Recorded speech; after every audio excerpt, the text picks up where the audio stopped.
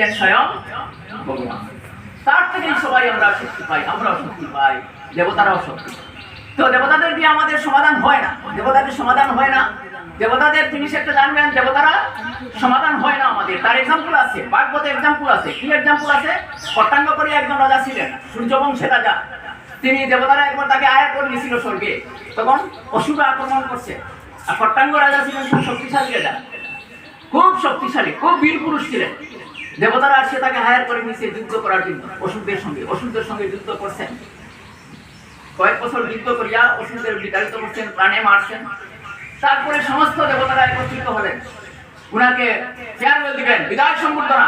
কট্টাঙ্গ রাজাকে বিদায় সম্বর্ধনা দেওয়ার সময় তারা বললেন কট্টাঙ্গ রাজাকে যে আপনি বর নেন আমাদের কাছ থেকে, আপনি এত আমাদের উপকার করছেন, আমরা স্বর্গে এত যন্ত্রণায় ছিলাম, আমাদের কাছ থেকে বর নেন।